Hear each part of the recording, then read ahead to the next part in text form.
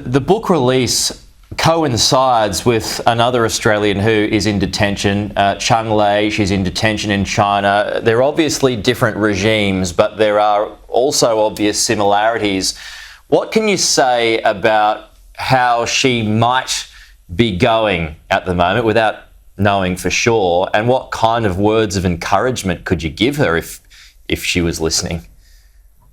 Gosh, I'm devastated by the situation of Cheng Lei and of several other Australians. We have an Iraqi man, Robert Pether, an Australian man in Iraq. We have Sean Turnell in Myanmar.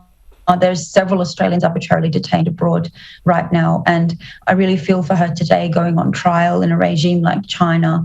I think it'll be just as much of a kangaroo court and just as much of a sham as my own trial was. And that's terrifying.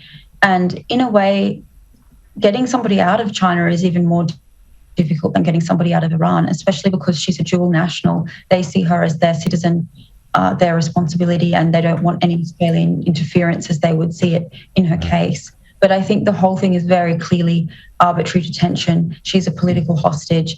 And I hope and I know that probably the Australian government is doing everything it can to make representations on her behalf and try to secure some semblance of a fair trial, although I'm very much sceptical as to whether she'd receive that today.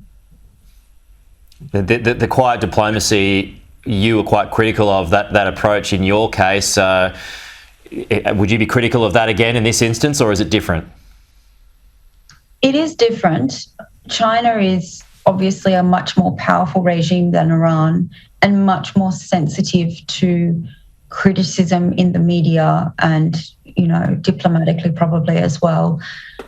Australia's relationship with China is not great right now as well. Although I don't really know whether it would harm her, whether media coverage and a more public diplomatic process would harm her. Although I probably don't know enough about the Chinese context. I certainly plan on using my voice to speak up in her favour.